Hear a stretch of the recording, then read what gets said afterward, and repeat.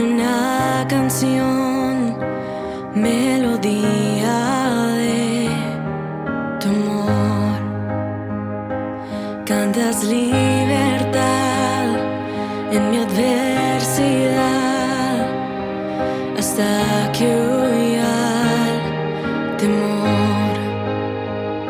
Ya no soy un esclavo del temor, yo soy hijo de Dios. Ya no soy un esclavo del temor, yo soy hijo de Dios.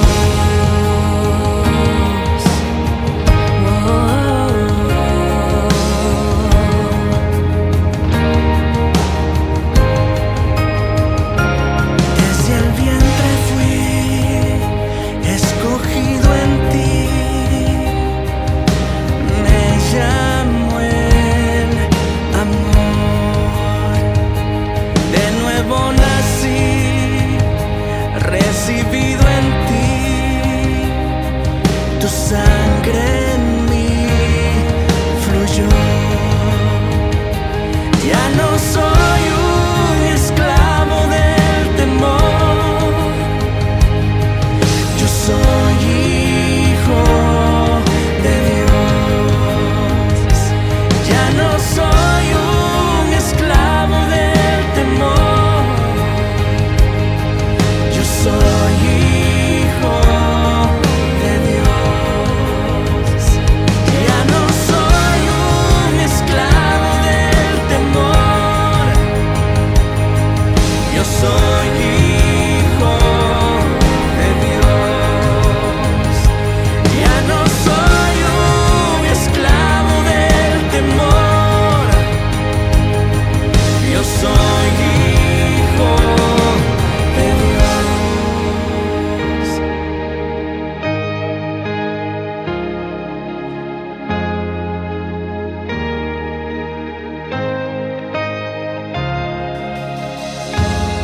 Estoy rodeado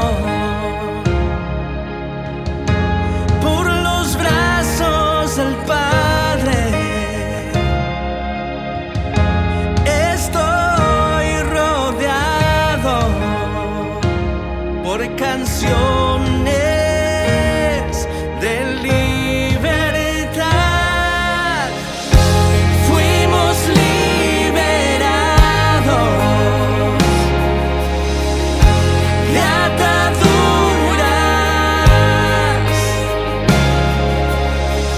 Somos los hijos y las hijas, cantaremos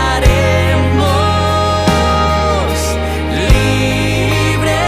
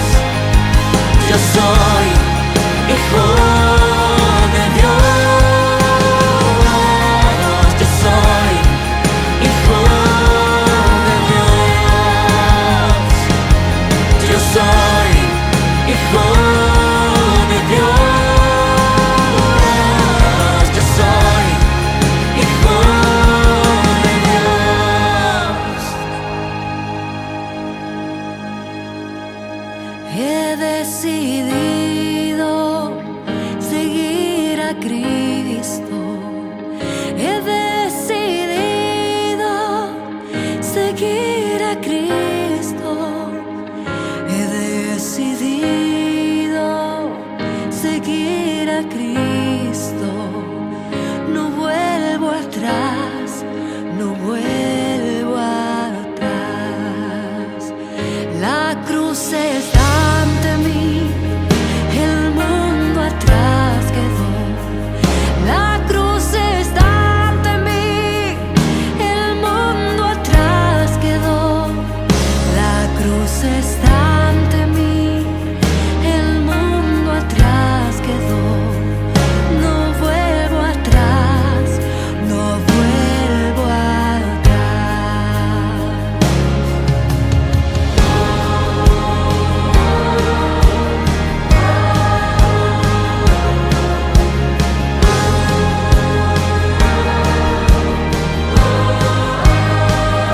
He decidido seguir a Cristo. He decidido seguir a Cristo. He decidido seguir a Cristo. No vuelvo atrás, no vuelvo atrás. La cruz está ante mí, el mundo atrás quedó. La cruz está ante mí, el mundo atrás quedó. La cruz está ante mí, el mundo atrás quedó. No vuelvo atrás, no vuelvo atrás. Amén. Damos gracias al Señor. Y bueno, una vez más doy gracias al Señor, al pastor Abraham y también a la iglesia por considerarnos para compartir la palabra del Señor. La iglesia ha estado estudiando sobre el vivir en el Espíritu, el caminar en el Espíritu. Y se me ha solicitado que en este sentir, en este caminar, en este estudio, pudiéramos traer un pequeño estudio sobre lo que es el fruto del Espíritu, tal como aparece ahí en el Power. Bien, el pasaje que vamos a centrar nuestro estudio del día de hoy está en un pasaje muy conocido, ¿no?, que lo tenemos en Gálatas, capítulo 5, versículo 22 al 24. Reina Valera 60 dice: «Mas el fruto del Espíritu es amor, gozo, paz, paciencia, benignidad, bondad, fe, mansedumbre, templanza. Contra tales cosas no hay ley. Pero los que son de Cristo han crucificado la carne con sus pasiones y deseos». Quisiera leerles los mismos versículos, pero en la versión Nueva Traducción Viviente, NTV. En cambio, dice: «La clase de fruto que el Espíritu Santo produce en nuestra vida es amor, alegría, paz, paciencia, gentileza, bondad, fidelidad, humildad y control propio. No existen leyes contra esas cosas». Como ustedes ven ahí en pantalla, ¿no?, nos aparecen 9 elementos y se habla del fruto del Espíritu. Ya lo hemos visto: amor, gozo, paz, paciencia, benignidad, bondad, fe, mansedumbre, templanza. Veamos un poco del contexto en que fue escrita esta carta cuando Pablo la envió a los hermanos en Gálatas. Esto fue hecho durante el segundo viaje misionero, que lo pueden ustedes ver, que está más o menos en Hechos 15, 39 hasta el capítulo 18, versículo 22. Ahí está circunscrito el segundo viaje misionero. Pablo pasa por Galacia, ahí por eso se le llama los Gálatas, porque estaban en Galacia, y así lo expresa en Hechos 16:6. Dice: Luego Pablo y Silas viajaron por la región de Frigia y Galacia porque el Espíritu Santo les había impedido que predicaran la palabra en la provincia de Asia en ese tiempo. Esto sucedió más o menos en el año 50 después de Cristo y se entiende que estas comunidades gálatas estarían situadas en lo que hoy vendría a ser Ankara, la capital de Turquía en el día de hoy. Estas comunidades gálatas, no está de más conocer un poco de su contexto, comprendían personas que estaban llegando a la iglesia, pero que no pertenecían al pueblo judío. Eso es lo primero. Y por eso que Pablo trata de explicar cuáles serán las evidencias de que están siendo guiados por el Espíritu. Además, Pablo, que sí era judío, que había pertenecido al grupo de los fariseos, que tal vez, muy probablemente había pertenecido al grupo del Sanedrín, este supremo tribunal que años antes había condenado a Jesús a muerte, tenía un contexto en que los judíos y los paganos no se relacionaban y no podían relacionarse porque existían prejuicios entre ellos. Entonces era complicado para la iglesia que se estaba formando que llegaran estos hermanos que venían de contextos no judíos y que por supuesto en alguna medida traían también un contexto cultural pagano. De hecho, los fariseos, que podemos verlo en la palabra, se distinguían por hacer la separación entre lo puro y lo impuro, y además consideraban que los paganos eran personas inmundas. Fíjense con lo que tuvo que enfrentar Pablo, ¿no? Cuando explica después todo lo que es la libertad, lo que es el amor, en Gálatas, en la carta a los Gálatas, y después termina hablando del fruto del Espíritu. Hay una parte en la palabra que, hablando de los judíos, o sea, de los paganos, dice que no debiera ni manejarse, ni gustar, ni aún tocar. No toques esto, no pruebes esto, no te acerques a aquello. Así se mantenía la distancia entre judíos y paganos. Pero también a su vez los paganos discriminaban a los judíos porque consideraban que sobre todo, estaba pensando, sobre todo cuando alguno de ellos presentaba algún tipo de enfermedad. Recordemos que se consideraba que la enfermedad era casi un castigo. Entonces, entre ambos se mantenían una distancia, ¿ya? Y frente a eso, Pablo escribe esta carta y les dice a los hermanos, ¿no? Les empieza a hablar sobre el origen del fruto del Espíritu.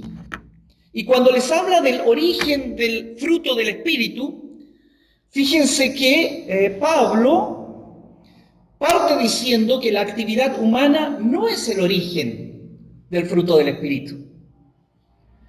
No es que yo ame porque quiero amar al cual no puedo acercarme, sino es Dios quien coloca en el hombre, en la mujer, en los seres humanos, ese espíritu de amor. Pablo utiliza incluso la expresión el fruto del Espíritu, y fíjense, no la expresión las obras del Espíritu, sino el fruto del Espíritu. Que ya lo había utilizado también con respecto a la carne, porque lo que él quiere subrayar es que el fruto no es lo que el hombre pueda hacer, sino lo que el Espíritu de Dios puede producir en el hombre o en el ser humano. El creyente, el hijo, la hija del Señor, tú y yo, debemos ser activos. Siempre se nos dice que debemos ser activos, pero la actividad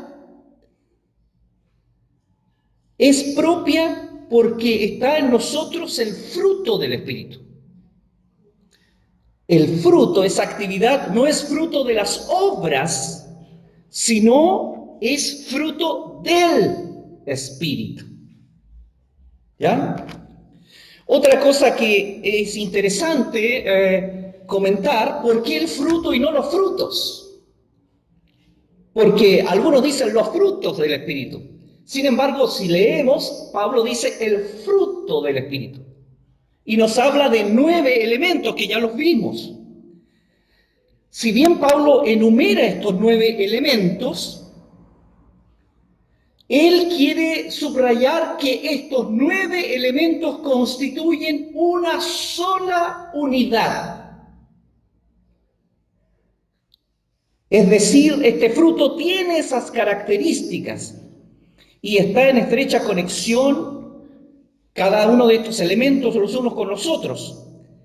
Por tanto, el creyente debe esperar que en su vida haya fruto variado, tan variado como el texto indica, y que esto abarque tanto su servicio como el carácter que el Señor va formando. Entonces, al hablar de un fruto, se hace referencia más enfática a su única fuente. ¿Cuál es la única fuente? La unidad de origen de la obra, en la gracia, de la gracia en el creyente, es la gracia dada por el Espíritu Santo que produce un solo fruto, con todas estas características. Por tanto, lo carnal, las obras de la carne, son el resultado normal de nuestras obras. No van a ser el resultado de las obras del Espíritu o del fruto del Espíritu. Lo carnal, las cosas aquellas que tenemos que mejorar, es propio de nuestra obra. Pero en cambio lo espiritual es el resultado de la actividad de Dios en cada uno de nosotros. Otra cosa que es importante, no debemos confundir el fruto del Espíritu con los dones del Espíritu, que siempre tendemos a confundirnos, ¿no? Una cosa es el fruto del Espíritu y otra cosa son los dones del Espíritu. Los dones del Espíritu proceden del Espíritu y son dados por el Señor en forma selectiva. A unos hermanos le otorga ciertos dones, en tanto que a otros hermanos le otorga otros distintos que los anteriores, y se distinguen unos de otros. Por ejemplo, podemos ir, y de hecho ahora se estaba leyendo algo de Efesios, ¿no? Y podemos ver ahí Efesios 4:11. Yo voy a leer en NTV, usted me sigue en su Biblia. Y ahora bien, dice Efesios 4:11, Cristo dio los siguientes dones a la iglesia: los apóstoles, los profetas, los evangelistas y los pastores y maestros. Ellos tienen la responsabilidad de preparar al pueblo de Dios para que lleve a cabo la obra de Dios y edifique la iglesia, es decir, el cuerpo de Cristo. Entonces el Señor entrega dones a su iglesia. A uno constituyó apóstoles, a otro constituyó maestro y a otros, etcétera. Dice la palabra, ¿no? Pero a todos les ha dado el fruto del Espíritu. ¿Sí? Ahí está, para no confundirnos. Y ahí tienen otros pasajes, 1 Corintios 12, 7 al 11, 1 Corintios 12, 28 al 30, etc. En cambio, el fruto es aquello que el Espíritu Santo garantiza a todos los creyentes. ¿Cuáles? Los que viven bajo la guía y control del Señor, bajo la guía y el consejo del Señor, Voy a decir algo que parece un poco fuerte, pero no lo es tanto cuando lo entendemos bien. No todos los que vienen a la iglesia son hijos e hijas del Señor. ¿Y quiénes son entonces los hijos y las hijas del Señor? Los que siguen el consejo y viven una vida de acuerdo a la palabra del Señor.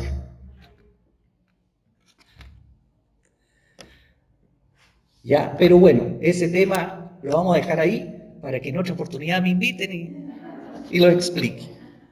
Bien, entonces, Pablo no está hablando en Gálatas 5, 22 al 24 de los dones. ¿Ya? Con esta explicación ya hemos... Si no está hablando, no está hablando del carisma, ¿no?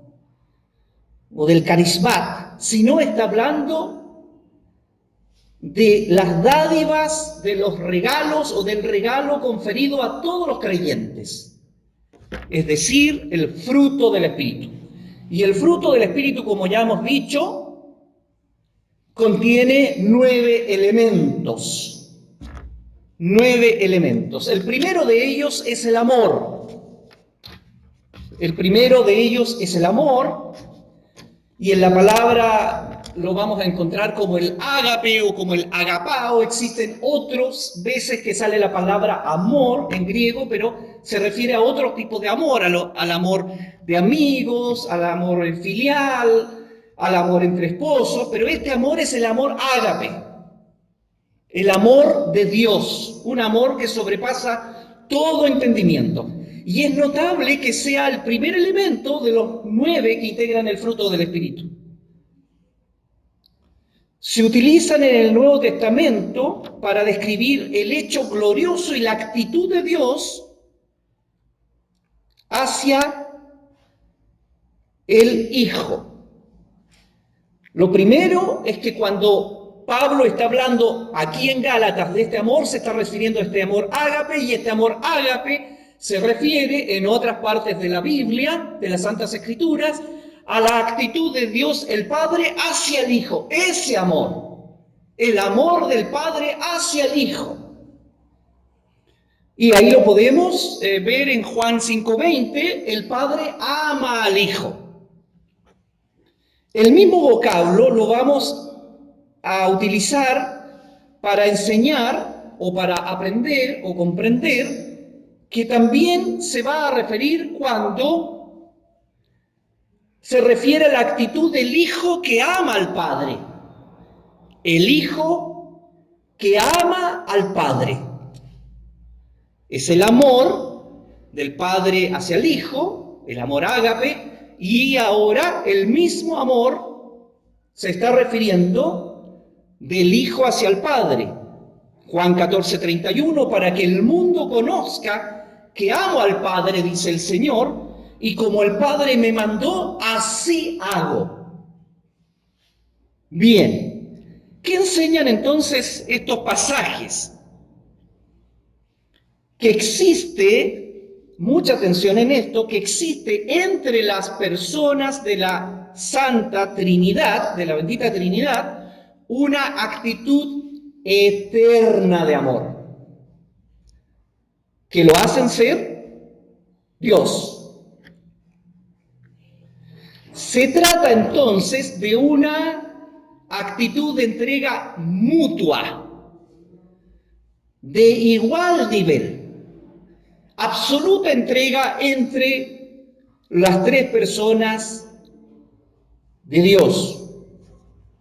Un hecho eterno que antecede a la historia humana y al universo creado desde antes de la creación. Toda la bendición, toda la gracia provienen de este hecho glorioso que el Hijo de Dios ha revelado. Esto constituye entonces la riqueza más grande de cada una de estas personas divinas. Al mismo tiempo,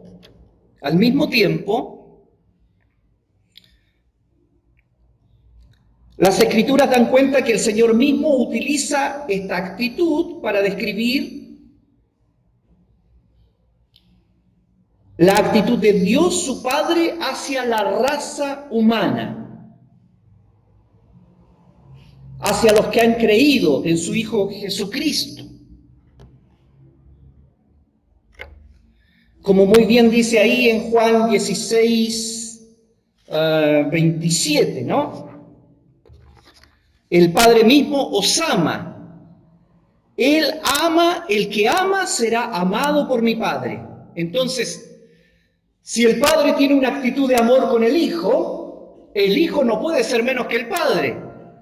Y los hijos de Dios no pueden ser menos que el Padre y que el Hijo. ¿Se entiende? Muy bien. Muy bien. Entonces, ¿cómo yo muestro que está en mí el fruto del Espíritu respecto al elemento del amor?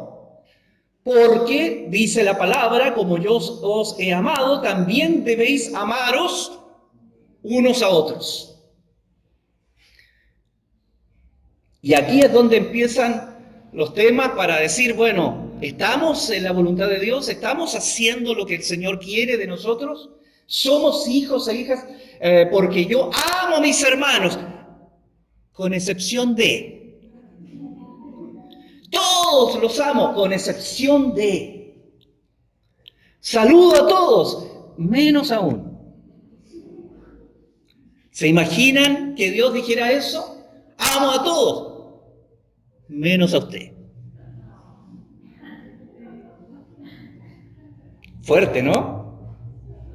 El fruto del Espíritu muestra ese amor incondicional.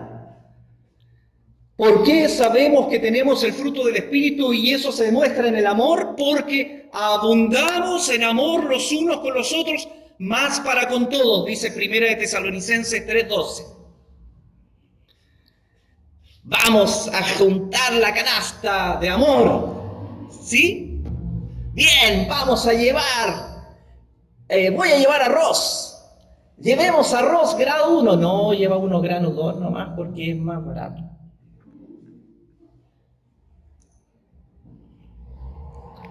Abundan en amor unos con otros, más para con todos. ¿Se imagina que el Señor dijera, le voy a dar el arroz, pero le voy a dar el arroz a usted el que está de oferta? Estoy dando, bueno, por ahí dicen, habla Señor, ¿no? Pero el amor inmenso que el Padre siente por el Hijo lo siente por el Padre. Y ese amor se ha derramado en nuestros corazones por el Espíritu Santo de Dios. Así dice Romanos 5:5, con un solo propósito. ¿Para qué? Para que ahora sea expresado en la vida de los creyentes como el fruto del Espíritu. Pues sabemos, dice Romano, con cuánta ternura nos ama Dios, porque nos ha dado el Espíritu Santo para llenar nuestro corazón con su amor. Los hermanos que trabajan y dedican su tiempo a la evangelización, a la oración por los demás, o entregan su testimonio personal buscando que otros conozcan de Cristo, están expresando ese amor de este fruto espiritual. El amor produce o se caracteriza porque 1 Corintios 13 nos dice que este amor no tiene envidia, que este amor no busca lo suyo, que este amor no guarda rencor, que este amor todo lo sufre y que de este amor todo lo soporta. Ese amor que algunas esposas tienen con nosotros, ¿no?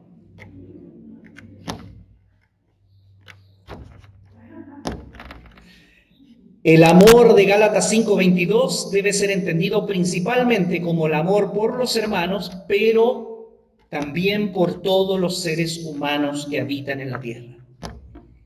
Entonces, hay que pensar bien cuando decimos que amamos a todos con amor en Cristo, pero no amamos tanto a los que no creen en el Señor, o los que hablan distinto del Señor, o los que están en... Y bueno, ¿y cómo? o los que piensan distinto que uno, ¿no? Debemos amarnos como el Señor nos ha amado a nosotros, con el mismo amor. Amarás al Señor con todo tu corazón, con toda tu alma y con toda tu mente. Y dice el Señor Jesús, sí, pero y el segundo será semejante al primero. Amarás a tu prójimo como a ti mismo. El amor. El segundo elemento es el gozo. El gozo. Y en la escritura, la palabra chara significa gozo, deleite, alegría, regocijo. Gozo, alegría, deleite, regocijo. Aparece por lo menos 72 veces en el Nuevo Testamento. No se trata de esa alegría exterior que nosotros tenemos cuando estamos en un encuentro, en una fiesta, en un momento de regocijo, no, sino se refiere a la honda, la profunda satisfacción que brota de nuestra relación con Dios porque nos sentimos con gozo, con gran regocijo, porque tenemos salvación, porque hemos sido recibidos como hijos de Dios y porque estamos en la comunión cristiana con el Señor y con nuestros hermanos, como lo expresa Filipenses capítulo 7. Al lugar que Dios nos ha dado en Cristo. Y sorprendentemente Pablo llega a regocijarse incluso en sus sufrimientos. Mire lo que dice Colosenses 1:24. Ahora me gozo en lo que padezco por vosotros y cumplo en mi carne lo que falta de las aflicciones de Cristo por su cuerpo que es la iglesia. O en NTV dice, me alegro cuando sufro en carne propia por ustedes, porque así participo de los sufrimientos de Cristo que continúan a favor de su cuerpo, la iglesia. Y Efesios 4:11, que dice, porque todo, aún su prisión, Pablo lo estima como parte de su ministerio, estando en prisión, en Efesios 4:11. Pablo entonces se va a gozar de la esperanza de la gloria de Dios. Y es lo que nos invita a nosotros también en el día de hoy. El otro elemento, la paz. La paz. Una de las palabras que más conocemos es shalom, ¿no? Paz en hebreo. Y shalom, cuando nos están saludando, nos está expresando que deseamos para la otra persona no solamente las más ricas bendiciones, sino hay una que es superior a todas, y es la paz de Dios que habite sobre esa persona y sobre esa familia. Es la esperanza, es la oración de que la persona a la que se saluda pueda disfrutar de todo el beneficio y de todo lo que proviene de la mano de Dios. Tremendo, ¿no? Entonces, cuando usted está diciendo te bendigo o bendiciones, le está diciendo a la persona, yo deseo que Dios derrame sobre ti las mejores cosas que Dios pueda darte. La paz de Dios, por su parte, está basada en la paz que viene de Dios, del Señor. Esa paz de Dios se caracteriza la vida de aquellos creyentes que aceptan agradecidos los caminos por los cuales Dios les ha llevado o les está llevando. Esa paz surge porque confiamos nosotros mismos a Dios, sometiéndonos una vez más a la guía y al control del Espíritu. Entonces, estamos con la paz de Dios porque no importa en qué circunstancias estemos, pero Dios nos está guiando. Y eso es parte del fruto del Espíritu. Porque además esa paz va a mostrar la serenidad del corazón. de aquellos que anhelan ser instrumentos en las manos de Dios para hacer que otros puedan compartir esa paz.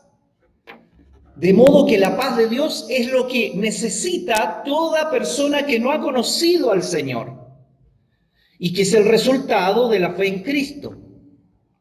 Una vez que esa persona encuentra al Señor, trae para sí el Espíritu Santo la paz de Dios y por lo tanto podrá disfrutar de las bendiciones del Señor. Esa paz que goza el cristiano es el estado tranquilo del alma, asegurada de su salvación a través de Cristo. De este modo, no temo nada y me contento con lo que me está tocando vivir, cualquiera sea las circunstancias. Pero ¿cómo puedo estar contento si estoy pasando situaciones económicas complicadas? ¿Cómo puedo estar contento si estoy enfermo o enferma?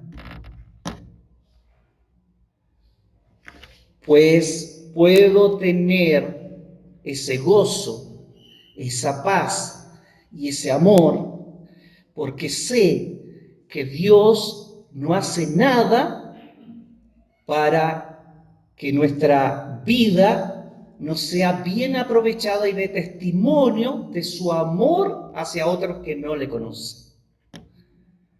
Y debe reflejarse en el creyente el fruto del Espíritu. No es que dejen de dolerme los dolores de la enfermedad, sino que aprendo a caminar con los dolores de la enfermedad en la paz de Dios. Y sé que Dios hará lo necesario para poder seguir adelante.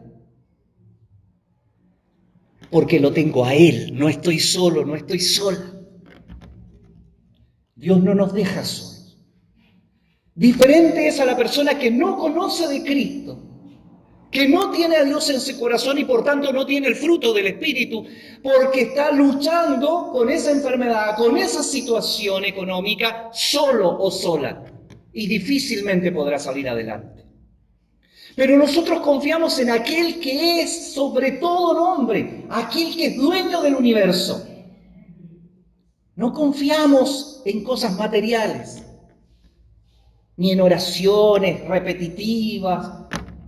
No, confiamos en un Dios vivo, verdadero, que podemos sentir y que podemos experimentar día a día. Junto con ese gozo y esa paz, tendrá entonces que aparecer la paciencia, que tiene mucho que ver con la anterior, paciencia, la ciencia de la paz. Paciencia.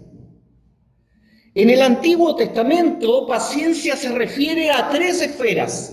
Significa la paciencia ante los eventos desafortunados, ante los imprevistos. Yo me encuentro en una situación que no esperaba estar. Pero Dios me dice, está en paz. Enfrenta la situación con paciencia. También se refiere a que significa la paciencia ante la gente. Ay, Señor, dame paciencia porque hoy amo a mis hermanos, pero hay un hermanito, hay una hermanita, hay un vecinito. Yo tengo un vecinito, bueno, a veces lo he comentado, ¿no? Llevo 9 años y el Señor sigue trabajando con mi paciencia.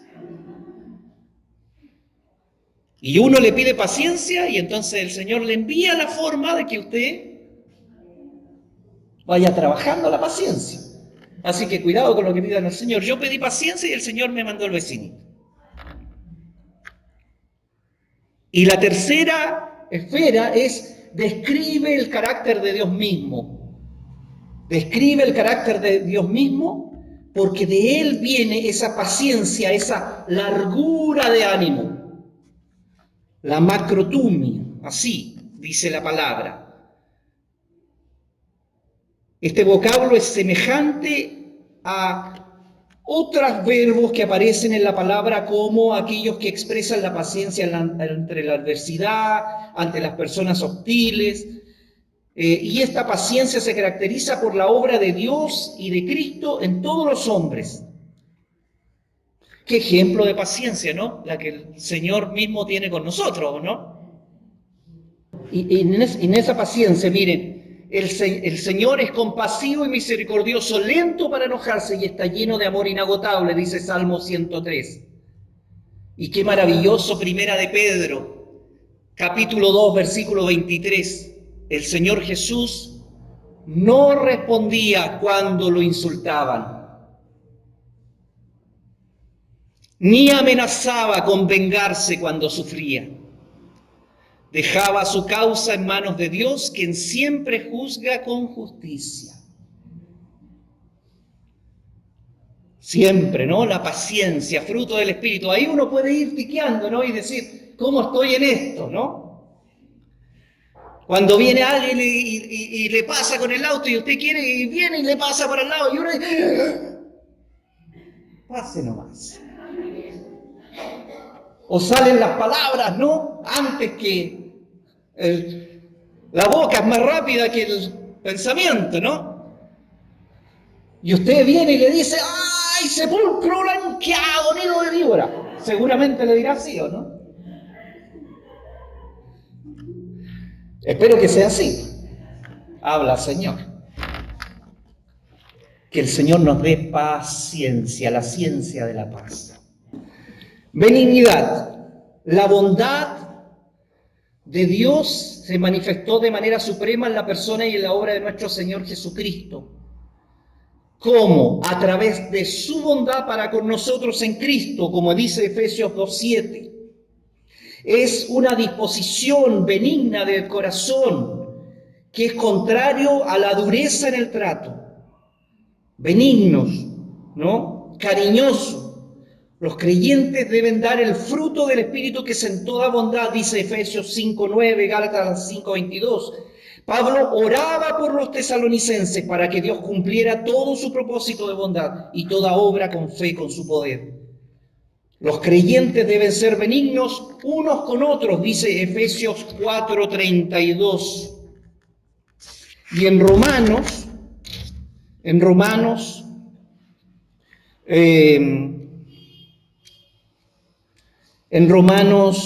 2:4 y 11:22, la benignidad va a denotar esa actitud de Dios hacia los pecadores.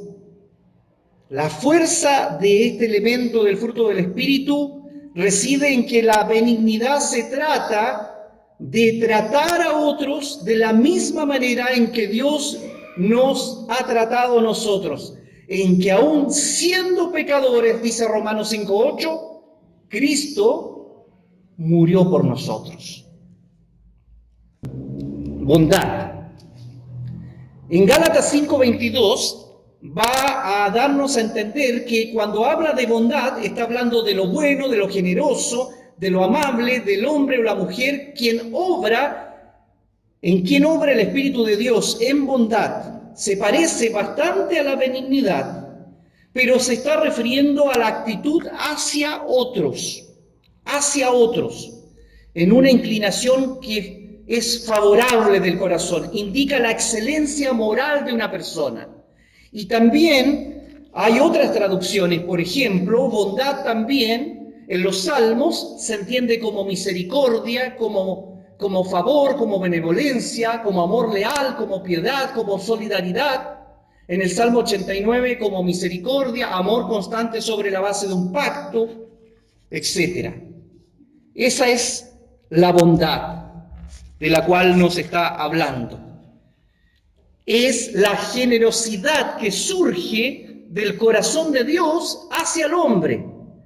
Y si Dios tiene esta generosidad de su corazón hacia nosotros, con esta misma actitud de corazón debemos atender a los demás. Con esta misma actitud.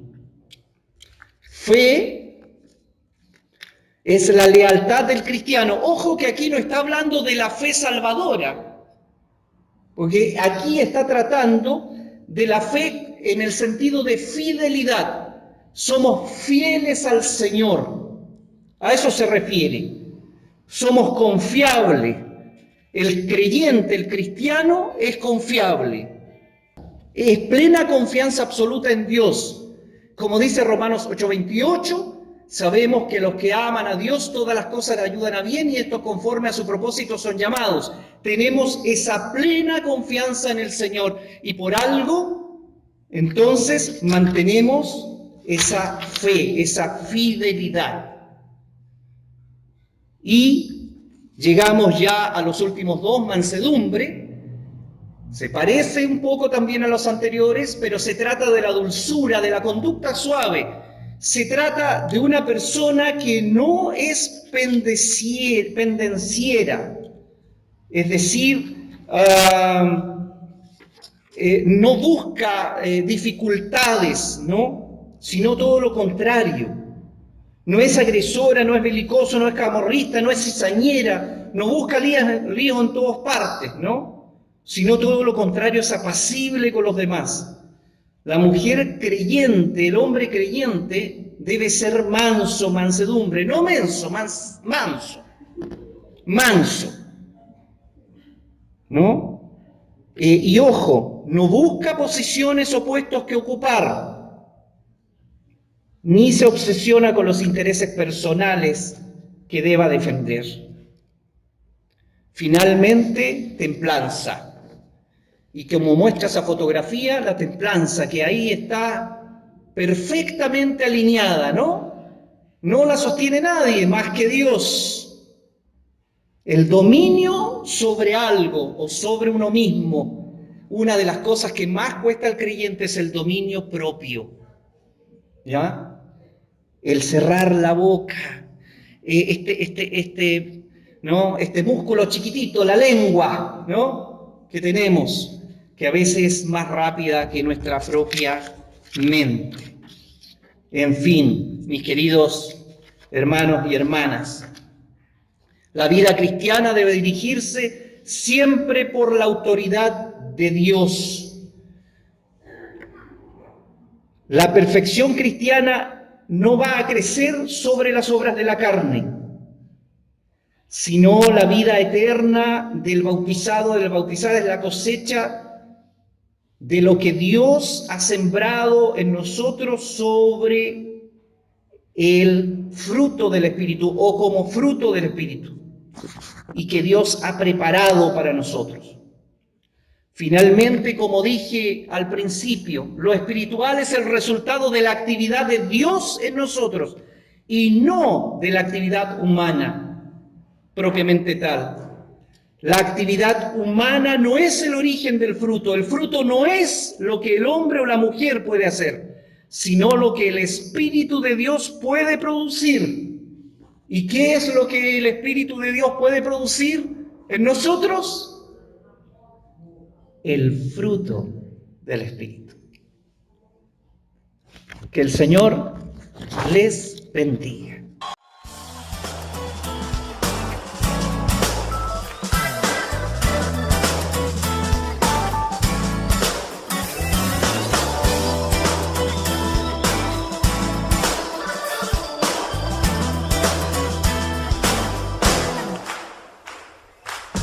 Con brazo fuerte y poderoso, oh Dios, nos liberaste del pecado y el enemigo que nos persiguió bajo la mar fue sepultado. De día y de noche nuestro caminar, tu mano siempre nos ha guiado. Haremos fiesta para celebrar a nuestro Dios que se ha exaltado. Aleluya. Reconocemos tu grandeza. Aleluya. Hacemos fiesta en tu presencia.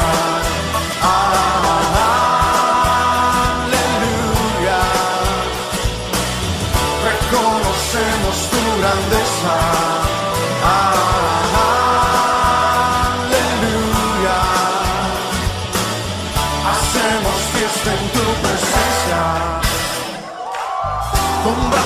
fuerte y poderoso, oh Dios, nos liberaste del pecado y el enemigo que nos persiguió bajo la mar fue sepultado.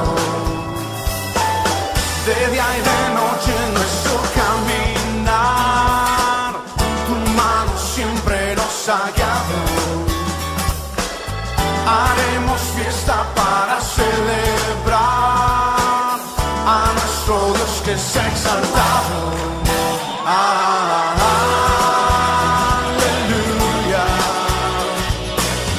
Reconocemos tu grandeza. Aleluya. Hacemos fiesta en tu presencia.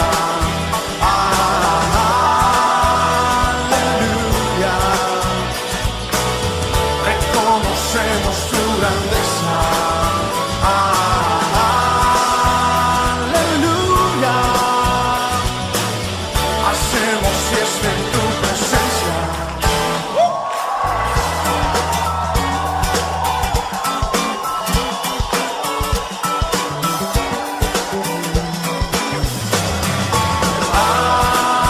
Aleluya.